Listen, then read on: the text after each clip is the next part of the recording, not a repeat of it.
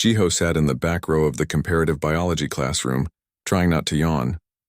The lecture hall was designed to accommodate dozens of different species, which meant the furniture looked strange to human eyes. Some students sat in chairs filled with liquid. Others hung from the ceiling in crystalline webs. A few floated in contained atmosphere bubbles that drifted slowly around the room. He had been at the Galactic Cooperative Academy for 3 weeks now, and he was still getting used to being one of only 3 humans in the entire station. Earth had joined the galactic community just 2 years ago, and the integration process was slow. Most aliens had never seen a human in person before Jiho arrived. Professor Velthor floated at the front of the class. He was a queller, which meant he looked like a large jellyfish with dozens of tentacles and 3 eye clusters. His voice came through the translation device embedded in every student's ear. Today's assignment is simple, Professor Velthor announced. I want each of you to describe 3 adaptive survival strategies from your homeworld. Choose examples that show how life on your planet learned to thrive in different conditions. This will help us understand the beautiful diversity of life across the galaxy. Around the room, students began murmuring to each other. Jiho heard several of them discussing what they would write about. It sounded like most of them were planning to describe pretty basic stuff about plants and small animals. Sitting 2 rows ahead, Tyeri turned her crystalline head toward Jiho. She was a Vilnath, and her body looked like it was carved from living diamond. Light refracted through her in beautiful patterns when she moved. This assignment is worth 15% of our final grade, she said to Jiho. Her voice had a musical quality, like wind chimes. Professor Velthor is very particular about the details. You should start researching tonight. Jiho smiled and nodded. Thanks, but I think I'll be okay. This seems pretty straightforward. Terry's light patterns flickered and what Jiho had learned was confusion. You already know what you will write about? Yeah, I mean there's tons of examples from Earth. I'll probably just write about some basic animal stuff. Should take me like an hour, maybe less. Next to Terry, Hyun extended one of his tentacles in what looked like concern. Hyun was also a queller, smaller than the professor but with brighter coloring. If you need help with research access, I can show you the xenobiology databases. They have information on most garden worlds. I appreciate it, Jiho said, but I grew up watching nature documentaries. I've got plenty of material in my head already. Do-hyun, who sat on Jiho's left, made a chittering sound. He was a Kresic, an insectoid species with delicate wings and thin legs. His translator converted his clicks into words. Your confidence is admirable. My homeworld has such simple ecology that I will need to research carefully to find 3 interesting examples. Jiho felt a little bad. He didn't mean to sound arrogant. It was just that the assignment really did seem easy to him. Back on Earth, this would have been elementary school level work. He remembered doing reports on animal adaptations when he was 8 years old. I'm sure you'll do great, Jiho told Do-hyun. From what you've told me about your planet, it sounds really interesting. Professor Velthor's tentacles waved for attention. Remember, class, I want you to think deeply about these adaptations. Consider the environmental pressures that created them. Think about how different life could have evolved if conditions were different. This is not just a list of facts. I want analysis. The other students began taking detailed notes. Jiho pulled out his datapad and typed a few quick reminders to himself. Bears in hibernation, maybe. Something about snake venom. Humans and persistence hunting. Done. He could write this in his sleep. After class ended, Jiho walked with Minji toward the cafeteria. Minji was one of the other 2 humans at the academy, a biology major who had been studying alien life forms since before Earth joined the galactic community. What are you writing about for Velthor's assignment? Minji asked. I don't know, probably hibernation, venom, and endurance hunting. Quick and easy, Jiho said. Minji stopped walking. She stared at him with wide eyes. Jiho, tell me you're joking. What? It's a simple assignment. 3 adaptive strategies. Those are 3 adaptive strategies. Do you have any idea how the aliens are going to react to those topics? Minji asked. Jiho shrugged. They're just normal Earth biology. We learned about this stuff in middle school. Minji pinched the bridge of her nose, a very human gesture that looked out of place on the alien station. Jiho, listen to me very carefully. Most species in the galaxy evolved on what we would call paradise worlds. Stable climates, abundant resources, very few predators. They don't have bears that can sleep for 6 months. They don't have snakes that can kill with a single bite. And they definitely don't have predators that chase their prey until it dies from exhaustion. But the assignment is about survival strategies from our homeworld, Jiho protested. That's what Earth has. I know. I'm just saying, be prepared for some strong reactions. Minji started walking again. Remember last week when you mentioned that humans used to hunt mammoths by throwing pointy sticks at them? 3 students filed formal complaints about violent content. Jiho did remember that. He had thought it was a weird overreaction at the time. He was just talking about history. You think I should write about something else? He asked. I think you should write about whatever you think best answers the assignment, Minji said. But maybe include some context. Explain why these adaptations exist. Don't just list them like facts. That night, Jiho sat in his small dorm room and worked on the assignment. He tried to follow Minji's advice and include context, but honestly, he didn't think it was necessary. The adaptations were self-explanatory. Animals hibernated to survive winter. Snakes had venom to hunt and defend themselves. Persistence hunters used endurance to outlast faster prey. He wrote clear descriptions of each adaptation. He included scientific terms where appropriate. He added references to Earth's biological databases. The whole assignment took him about 90 minutes, including the time he spent looking up proper scientific names. When he finished, he read through it once more.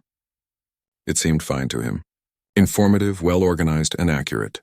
He submitted it to the class database and went to bed. The next morning, he would present his findings to the class. It would be simple and straightforward. After all, he was just describing normal Earth biology. He had no idea that his easy homework was about to cause the biggest incident in the Academy's 300-year history. The classroom felt different the next day. Jiho couldn't quite explain why, but there was a tension in the air that hadn't been there before. Maybe it was because presentation day always made students nervous. He settled into his seat and waited for class to begin. Professor Velthor drifted to the front of the room, his tentacles arranging themselves into what Jiho had learned was a pleased posture. Good morning, students. Today you will present your findings on adaptive survival strategies. I have reviewed all submissions and I must say I am impressed with the thought you have all put into this assignment. Taeri was called first. She moved to the front of the class, her crystalline body refracting the light into rainbow patterns across the walls. She began her presentation with confidence. On my homeworld of Vilnius, our primary plant analogs survive through harmonic crystallization, she explained. A hologram appeared above her, showing crystalline structures that looked like trees made of glass. These organisms share nutrients through resonance frequencies. When one structure has excess energy, it creates vibrations that neighboring structures can absorb. This allows entire forests to survive seasonal changes in our sun's output. The class murmured appreciatively. Professor Velthor's eye clusters focused intently on the hologram, and his tentacles waved in approval. Terry continued with 2 more examples, each one describing peaceful cooperative survival strategies. When she finished, several students offered verbal praise. Jiho had to admit it was interesting stuff, even if it seemed almost too gentle to be real. Hyun presented next, describing the coral-like colonies on his waterworld that filtered atmospheric particles through collective action. Then Do-hyun explained the pheromone communication networks that allowed his world's fauna to coordinate behavior and avoid conflict. Every presentation followed a similar pattern. Cooperation, efficiency, peaceful coexistence. The survival strategies were all about harmony with the environment, rather than struggling against it. Then Professor Velthor called Jiho's name. Jiho walked to the front of the classroom, his datapad in hand. He activated the holographic display and pulled up his first example. For my first survival strategy, I'm going to talk about hibernation, he began. Specifically how Earth bears survive extreme seasonal changes. A hologram of a grizzly bear appeared above him, massive and covered in thick brown fur. Jiho heard a few gasps from the audience, but he assumed they were just surprised by how large bears were. Bears are large predators that live in regions with harsh winters, Jiho explained. When food becomes scarce and temperatures drop below freezing, bears enter a state called hibernation. Their metabolism slows down dramatically. Their heart rate drops from around 50 beats per minute to only 8 or 9. Their body temperature decreases by several degrees. He pulled up a diagram showing the physiological changes. During hibernation, which can last 5 to 7 months, bears don't eat, drink, urinate, or defecate. They survive entirely off stored body fat. A bear can lose up to 30% of its body weight during a single hibernation period. The classroom was silent. Jiho looked up from his datapad and saw that every student was staring at him, with what he could only describe as horror. Professor Velthor's tentacles had frozen mid-wave. "I apologize," the professor said slowly. "My translator must be malfunctioning. Did you say 7 months without consuming nutrients?" "Yes, that's correct," Jiho confirmed. "Some bears can hibernate even longer if the winter is particularly harsh. And they lose 30% of body mass and survive?" Terry's voice had lost its musical quality. She sounded strained. "Well, yeah. That's kind of the whole point of hibernation. They build up fat reserves in the fall and then live off them through the winter." Jiho waited for follow-up questions, but none came. The student seemed too shocked to speak. He decided to move on to his second example. "Okay, so for my second survival strategy, I want to talk about venom systems in snakes." He switched the hologram to show an inland taipan. Its scales gleaming in the light. "This is an inland taipan." "One of the most venomous snakes on Earth. It produces a complex neurotoxin that it injects through specialized fangs.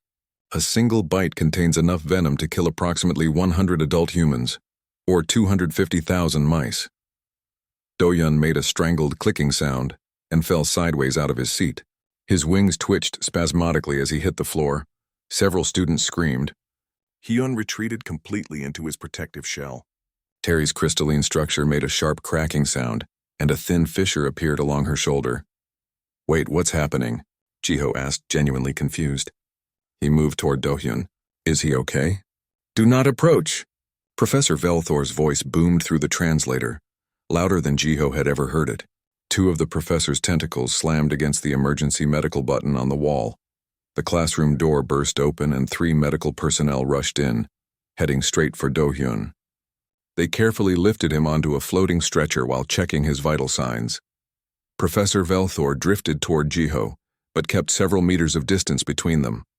"Student Jiho, I need you to explain something to me very carefully. When you say this creature produces enough toxin to kill 100 humans, are you speaking theoretically? Is this a mathematical model?" "No, it's measured fact," Jiho said. "I mean, obviously they don't actually test it on humans anymore, but the venom potency has been well documented. The LD50 is extremely low." "LD50? Terry whispered from her seat. "That stands for lethal dose 50%. That means they tested it enough to know how much kills half the subjects." "Well, yeah, but that was a long time ago and mostly with mice," Jiho said, trying to be helpful. "Modern venom research uses cell cultures and computer models."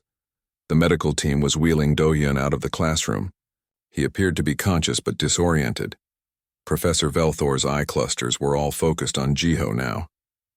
"Student Jiho, I'm going to ask you a direct question and I need you to answer honestly. Is your presentation describing real organisms that currently exist on Earth, or is this creative fiction?" "They're real," Jiho said. "I can pull up the Earth biological database if you want to verify. There are thousands of venomous species. Snakes, spiders, jellyfish, fish, even some mammals. I just picked one of the more potent examples." Another student made a choking sound and had to leave the room. "I think," Professor Velthor said carefully, "that we should end today's presentations early. Student Jiho, please come with me to my office. The rest of you are dismissed." As the students filed out, Jiho heard them whispering. He caught fragments of their conversations. Did he say 5 to 7 months without eating? A toxin that can kill hundreds of beings. Why would evolution create something like that? "I told you the Deathworlder classification wasn't an error." Jiho followed Professor Velthor down the corridor, his datapad still in hand. He had only presented 2 of his 3 examples. He hadn't even gotten to persistence hunting yet. In the professor's office, Velthor gestured for Jiho to sit. The professor's tentacles were moving in agitated patterns that Jiho had never seen before. "Jiho," the professor said quietly, "I need you to understand something. In 300 years of teaching at this academy, across thousands of students from hundreds of worlds, I have never heard of survival strategies like the ones you just described." "Really?" Jiho was genuinely surprised. "But these are pretty basic examples. I didn't even pick the really extreme stuff." Professor Velthor's tentacles went completely still. "There is more extreme content on your world?" "Well, yeah. I mean, Earth has some pretty intense ecosystems. I kept it simple for the assignment. The professor was quiet for a long moment. Then he activated his communication device. I need to contact the xenobiology department, he said, and possibly the dean, and perhaps the medical ethics board. Jiho sat in the chair, completely bewildered. He had just described normal Earth biology. Why was everyone acting like he had presented horror fiction? Outside the office window, he could see students gathering in groups, all of them talking animatedly. Some of them kept glancing back toward the biology building. His datapad buzzed with a message from Minji. I heard what happened in class. Are you okay? Also, I tried to warn you, Jiho typed back. I don't understand what went wrong. I just described bears and snakes. Minji's response came quickly. That's exactly what went wrong. Jiho had never been to the dean's office before. It was larger than he expected, with viewing ports that showed the stars beyond the station. The room was arranged to accommodate multiple species, with different atmospheric zones separated by nearly invisible barriers. Dean Colrath was a Veskian, a species that looked somewhat like a six-legged lizard covered in iridescent scales. She sat behind a desk made of some dark material that seemed to absorb light. Next to her stood three individuals that Jiho didn't recognize, all wearing the insignia of the xenobiology department. Please sit, Jiho, Dean Colrath said. Her voice was calm but firm. Jiho sat in the chair designed for humanoid species.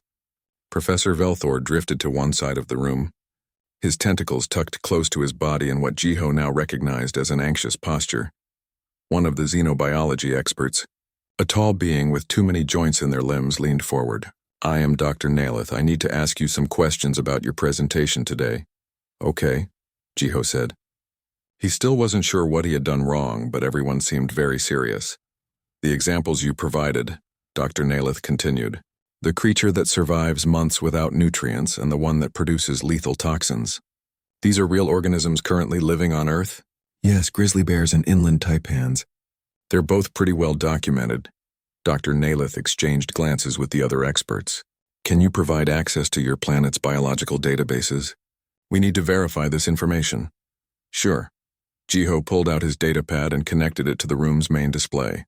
He navigated to Earth's public scientific database and pulled up the entries for both species.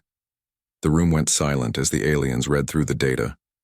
Jiho watched their expressions change from skepticism to disbelief to what looked like horror. This says the bear's metabolism slows to near-death levels, one expert whispered. The snake's venom causes complete neuromuscular paralysis followed by hemorrhaging, another read. Aloud, Dr. Naileth pulled up additional files. There are videos here. May I play them? Go ahead, Jiho said. The first video showed a grizzly bear in the wild catching salmon from a river. The bear was massive, easily weighing several hundred kilograms. It moved with surprising speed, its claws flashing as it grabbed fish from the water. Dean Colrath's scales changed color, shifting from green to a pale yellow. That creature masses at least 300 kilograms and moves that quickly? Grizzly bears can run up to 55 kilometers per hour, Jiho said. They're actually really fast for their size. The second video showed an inland taipan striking at prey. The snake's movement was almost too fast to see, just a blur of scales and fangs.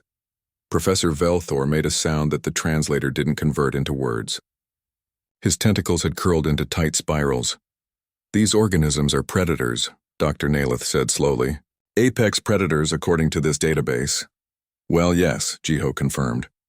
Bears are omnivores, but they're definitely at the top of their food chain. Snakes are pure carnivores. And humans coexist with these creatures? Dean Colrath asked. I mean, we usually avoid them, but yeah. There are bears in North America, Asia, and Europe. Snakes are on every continent except Antarctica. One of the other experts, who had been quietly reading through files, suddenly spoke up. I found Earth's classification in the Galactic Registry. It's listed as Class 12 Deathworld. The room went very quiet. I thought that was an error, Professor Velthor said softly. So did I, Dean Colrath admitted. Class 12 is reserved for worlds with extreme environmental hostility. We haven't encountered a Class 12 world with intelligent life in over 1,000 years. Jiho was starting to understand that maybe Earth was more unusual than he had realized. What class are most inhabited worlds? Class 2 or 3, Dr. Naileth answered. Stable climates, moderate gravity, abundant resources, minimal predation pressure. What makes Earth a Class 12? Jiho asked. Dr. Naleth pulled up Earth's full environmental profile. Gravity nearly double what most species evolved in. Atmospheric oxygen levels that would be toxic to 70% of known species. Temperature ranges that exceed most species' total survival threshold. Weather patterns that include hurricanes, tornadoes, and lightning storms. Seismic activity, volcanic eruptions, and apparently, an ecosystem filled with organisms that produce lethal toxins and can survive months without sustenance. Also, another expert added, reading from their own datapad, it says here that Earth's dominant predator species practices persistence hunting, which involves chasing prey for extended periods until it dies from exhaustion. Oh, that was my third example, Jiho said. I didn't get to present it because class ended early. Everyone stared at him. You were going to describe persistence hunting to a classroom of students from Garden Worlds? Dean Colrath asked. It's a really efficient hunting strategy, Jiho said defensively. Humans aren't the fastest runners, but we have really good endurance and cooling systems. We can run for hours without stopping. Our ancestors would track animals and keep chasing them until they collapsed from heat exhaustion. Then we would kill them while they were helpless. The translator devices around the room all seemed to glitch at the same time, creating a moment of static. You hunt by chasing prey until it experiences organ failure from hyperthermia. Dr. Naleth's voice was very quiet. We don't really do it anymore, Jiho said quickly. Modern humans use other hunting methods. But yes, that's how our ancestors hunted for thousands of years. Professor Velthor drifted closer to the dean's desk, as if seeking support. How is it possible that humans evolved on such a world and developed advanced civilization? I mean, it's just Earth, Jiho said. It's all we've ever known. To us, it's normal. At that moment, the door opened and Minji rushed in, followed by Yuna, the third human student at the academy. Dean Colrath. I request permission to speak on behalf of the human students, Minji said formally. Granted, the dean replied. Minji moved to stand next to Jiho. Yuna joined them, creating a line of 3 humans facing the assembled aliens. What Jiho described in his presentation is standard educational content on Earth, Minji explained. Children learn about hibernation, venom, and persistence hunting in elementary school. We study these topics because they're fundamental to understanding our planet's ecology. Your children learn about predation and lethal toxins? One of the experts asked. Yes, Yuna confirmed. We also learn about photosynthesis, weather patterns, and the water cycle. These are basic concepts. Dr. Naleth was scrolling through more of Earth's database, their expression growing more disturbed with each page. I'm finding references to creatures called crocodiles that can hold their breath underwater for hours while waiting to ambush prey, and eagles that can see small animals from several kilometers away, and jellyfish that produce toxins that can kill a human in minutes. There's also the platypus, Jiho offered helpfully. It's a mammal that lays eggs and has venomous spurs. Why? Professor Velthor's question came out as almost a wail. Why would evolution create such things? Because Earth is competitive, Minji explained. Resources aren't unlimited. Environments are harsh and changeable. Species had to develop extreme adaptations to survive. But humans survived, Dean Colrath said. More than survived. You developed tool use, language, civilization, and space travel. We're actually pretty weak compared to most Earth predators, Yuna said. We're not the strongest, fastest, or most venomous. We're just smart and stubborn. Dean Colrath was quiet for a long moment, her scales shifting through several different colors. Finally, she spoke. I need to convene an emergency meeting of the academic board. In the meantime, I want all 3 of you to prepare a comprehensive presentation about Earth's ecology. Include context that will help other species understand why these adaptations exist. Are we in trouble? Jiho asked. No, the dean said, but I think the galactic community has severely underestimated what it means to be from a death world. We need to correct that misunderstanding. As they left the office, Jiho looked at Minji. I really didn't mean to cause all this. I know, Minji said, but welcome to being a human in space. Everything we think is normal is nightmare fuel for everyone else. The next 3 days were the strangest of Jiho's life at the academy. News of his presentation had spread across the entire station, and suddenly everyone knew about the humans and their terrifying homework assignment. Some students crossed to the other side of the corridor when they saw Jiho approaching. Others stared at him with what looked like a mixture of fear and morbid curiosity. A group of students from the ethics department started a petition to have humans removed from the academy for safety reasons, but not everyone reacted with fear.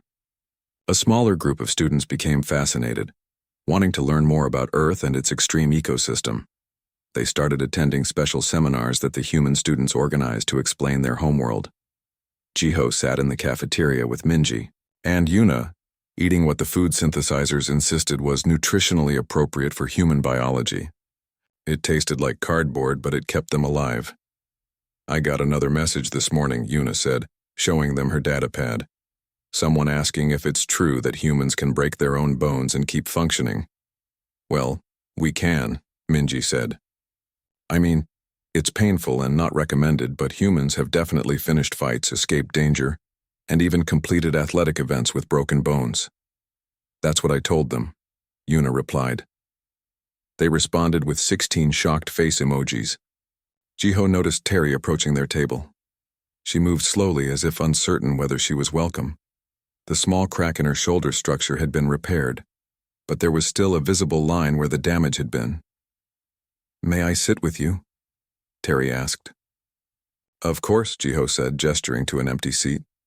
Terry settled onto the chair designed for crystalline species. Her light patterns were muted, not showing the usual rainbow refractions. "I want to apologize," she said quietly.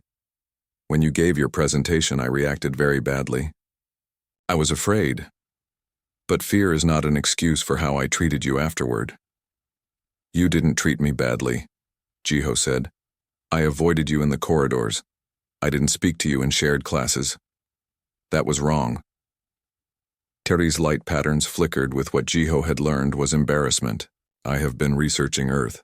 The more I learn, the more I realize how extraordinary humans are." "We're really not that special," Jiho protested. "That is exactly what makes you special," Terry said. "You don't see how remarkable your survival is. To you, Earth is normal. But Jiho, your planet would kill me in hours." She pulled up a holographic display showing environmental data. "Earth's gravity would crush my crystalline structure within days. The oxygen levels would react with my silicon-based biology and cause toxic degradation. The temperature variations exceed my species' entire habitable range, and that's before considering the predators, the toxins, and the diseases." "I never thought about it that way," Jiho admitted. "Because you have never known anything different," Terry said. "But I have been thinking, if humans can survive on Earth, what else might you be capable of?" Over the next few days, Terry became a regular presence around the human students. She asked endless questions about Earth, taking detailed notes on everything from weather patterns to childhood activities. One afternoon, she seemed particularly disturbed by something she had researched. "I read that human children engage in an activity called climbing trees," she said.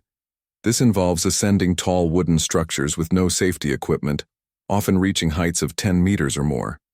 "Yeah, that's pretty normal," Yuna confirmed. "It's fun." "You consider recreational falling risk to be fun?" Tyree's light patterns flickered with confusion. "We don't usually fall," Jiho said. "And if we do, kids are pretty resilient. I broke my arm falling out of a tree when I was 9. I was back climbing trees 3 months later. You broke a structural bone and then voluntarily returned to the activity that caused the injury?" Tyree sounded genuinely bewildered. "The cast came off and the bone healed stronger than before," Jiho explained. "That's how human bones work. They repair themselves and reinforce the breakpoint." Tyree was silent for a long moment. "Human children play in ways that would be considered extreme sports for most species. Your idea of fun includes broken bones, falling from heights, and swimming in water deep enough to drown in. When you put it that way, it sounds bad," Minji admitted. "But that's my point," Terry said, her voice taking on an excited tone. "You don't see it as bad because you have completely different baseline assumptions about safety and danger. To humans, Earth is a safe place to raise children." Hyun joined the conversation then, emerging partially from his shell. He had been avoiding the humans since the presentation, but curiosity seemed to be overcoming his fear. "I have a question," Hyun said hesitantly. Your presentation mentioned that bears hibernate for up to 7 months. Most species need to eat every few cycles. How long can humans survive without food? Depends on body fat and water access, Minji answered. With water but no food, humans can survive for several weeks. The longest documented survival was over 60 days. Yun retreated slightly back into his shell. That's impossible. That would require metabolic systems completely unlike anything in our biology databases. Humans are endurance specialists, Yuna explained. We evolved to keep going when other species would have to stop. It's why persistence hunting worked. We just don't quit. A small crowd of alien students had gathered around their table, listening to the conversation. Some looked frightened, but others seemed fascinated. A student Jiho didn't recognize spoke up. She was a Delcarian, a species that looked like a floating collection of bioluminescent bubbles. I read Earth's historical databases. There are records of humans surviving in environments that should have been instantly lethal. Desert regions, with no water. Arctic zones with temperatures far below freezing, even the vacuum of space for brief periods. We're really good at making tools and adapting, Jiho said. That's kind of our thing. But you also make your planet more dangerous for yourselves, another student pointed out. Your cities are filled with vehicles that move at lethal speeds. You build structures dozens of stories tall. You even leave your planet in chemical-powered rockets that explode if anything goes wrong. I mean, we're careful about safety, Minji said. But yeah, we do take risks that other species probably wouldn't. Tyri had been accessing more files on her datapad. Suddenly, her light patterns flashed bright with alarm. I found something disturbing. According to Earth's terraforming documents, humans are planning to make Earth more habitable. Yeah, climate change is a big issue, Jiho confirmed. We're trying to stabilize temperatures and reduce extreme weather. But the target parameters you list, Terry said, showing her display to the group, are still far beyond what most species would consider survivable. You're trying to make a Class 12 Deathworld slightly less deadly, but it will still be a Class 10 or 11. The implications of that statement seem to hit everyone at the same time. Humans consider Earth too dangerous, Hyun said slowly, but their goal is to make it merely extremely dangerous instead of impossibly dangerous. And they have the technology and determination to actually do it, another student added. The crowd around the human table had grown larger. Students from dozens of species watched the three humans with new expressions. Not just fear anymore, but something else. Respect, maybe, or concern about what humans might be capable of. A Kresik, student not Dohyun but someone from the same species, spoke in a chittering voice. If humans can survive Earth and they have the technology to modify planetary environments, what would they be capable of on a garden world? We're not looking to colonize anyone else's planets, Yuna said quickly. Earth is our home. We're just trying to take care of it better. But Jiho could see the questions in the alien students' eyes. They were realizing that humans represented something new in the galactic community. Not just another species from another world, but survivors of an environment that would kill most galactic citizens. That evening, Dr. Suman called a meeting with the human students. She was a queller like Hyun and Professor Velthor, and she worked in the xenobiology department. I need to be honest with you, Dr. Suman said.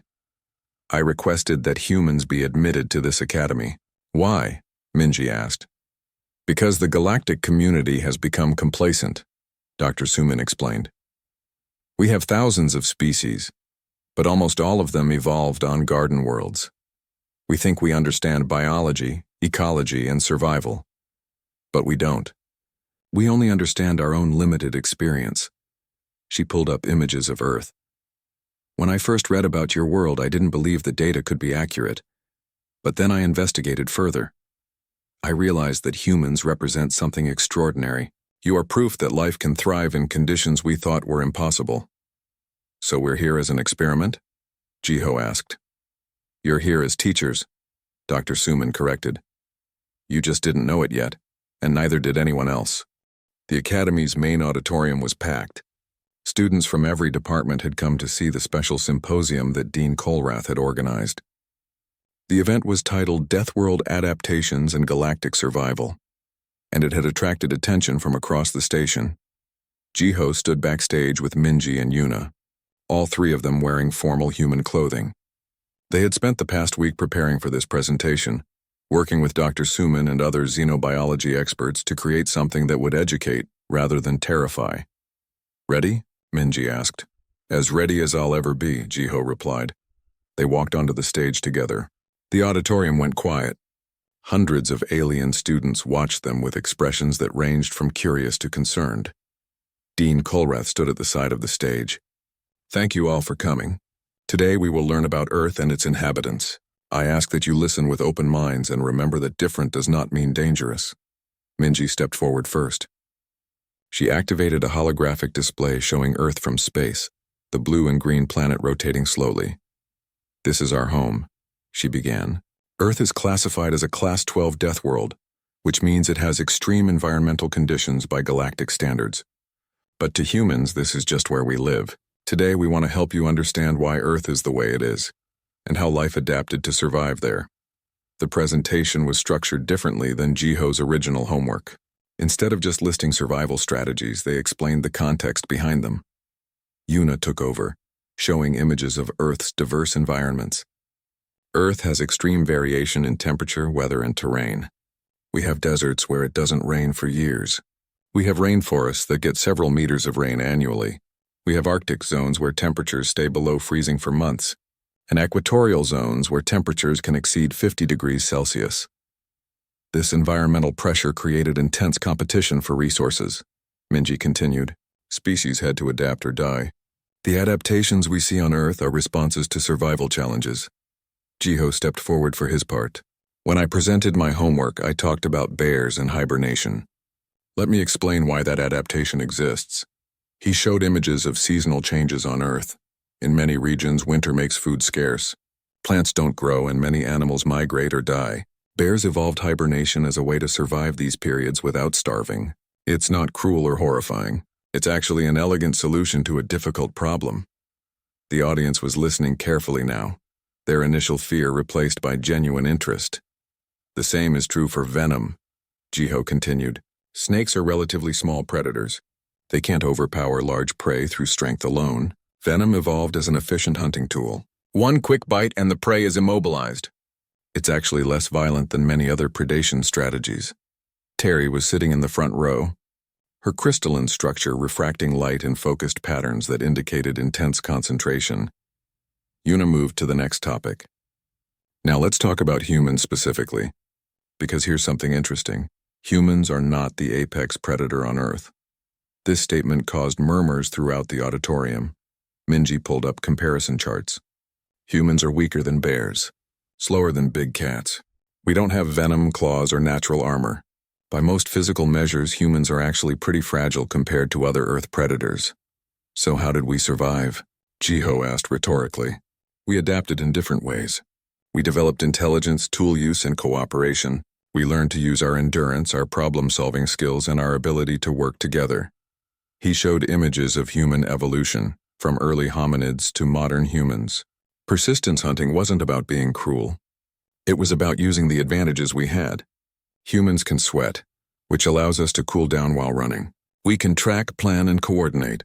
We turned our weaknesses into strengths. And that's the real lesson, Minji said. Earth didn't make humans strong. It made us adaptable. The presentation continued for another hour.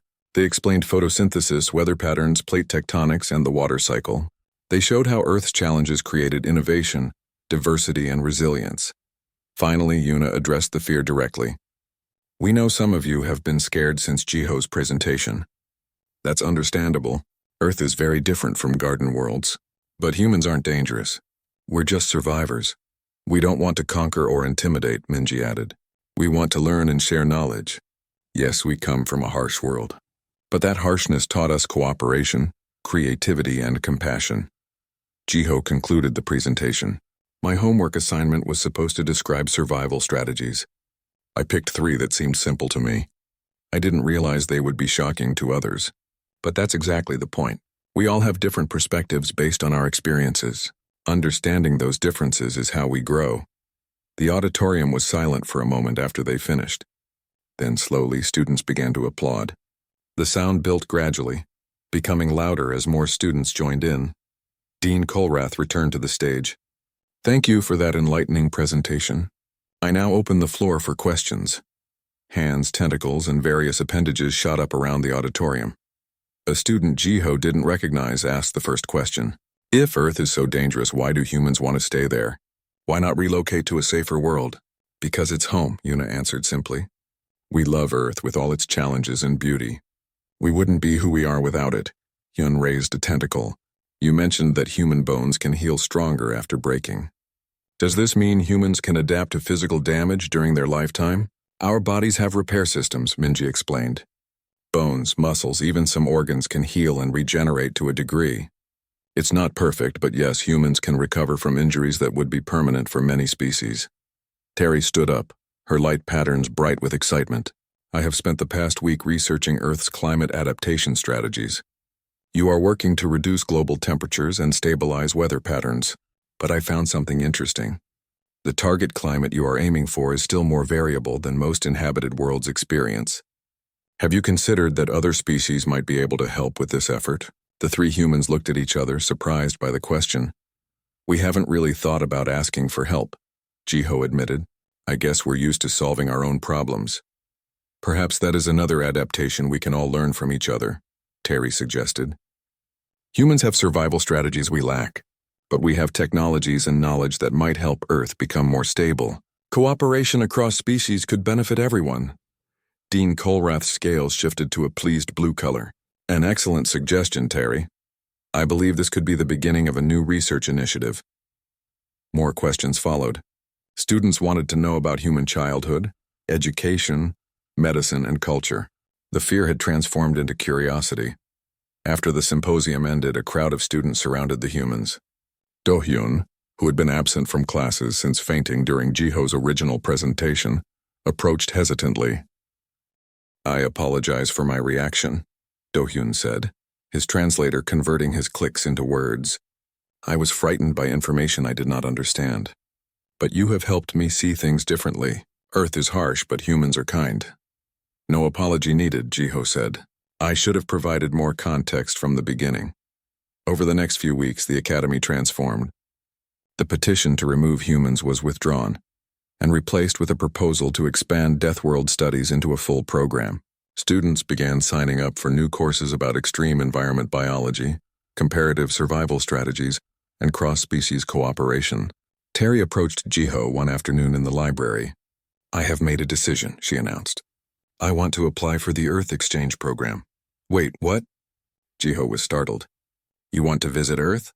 I am terrified, Terry admitted, her light patterns flickering with anxiety. But I am also a scientist. Earth represents the ultimate challenge for xenobiology. I want to understand it. You know you'll need a protective suit, right? Minji said, joining the conversation. Earth's environment would be immediately lethal for your biology. I am aware, Terry said. But humans survive there naturally. If I can learn how Earth shaped your species, I can expand the entire galactic community's understanding of what life can achieve. Dr. Suman's plan was working. The humans weren't just students at the Academy anymore. They were bridges between the protected garden worlds and the harsher realities of the universe. 1 month after the symposium, Jiho received his official grade for the original homework assignment. Professor Velthor had written an extensive comment alongside the perfect score. Student Jiho, your presentation fundamentally challenged 300 years of assumptions about biology, survival, and the nature of life itself. While your delivery could have been more sensitive to your audience, your content was academically impeccable. You have taught us more than any standard curriculum could, though perhaps next time, include a content warning. Congratulations on your perfect grade and on inadvertently revolutionizing xenobiological studies. Jiho laughed as he read it. He showed the comment to Minji and Yuna, who both grinned.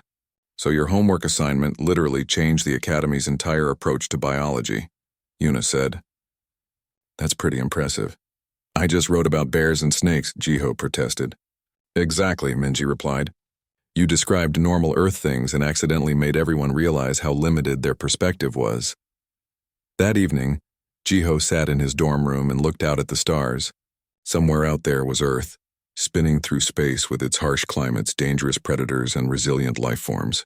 He had grown up thinking of Earth as normal, maybe even a bit boring. But now he understood what made it special. Not because it was deadly, but because life had found ways to thrive there anyway. Humans weren't stronger, faster, or more venomous than Earth's other predators, but they were persistent, creative, and adaptable. They turned challenges into opportunities and weaknesses into strengths, and maybe that was the real lesson of his homework assignment. It wasn't about showing how tough humans were. It was about showing how perspective shapes reality, and how much everyone could learn from each other's differences. His datapad buzzed with a message from Terry. I have completed my application for the Earth Exchange program. They estimate I can visit in 6 months with appropriate environmental protection.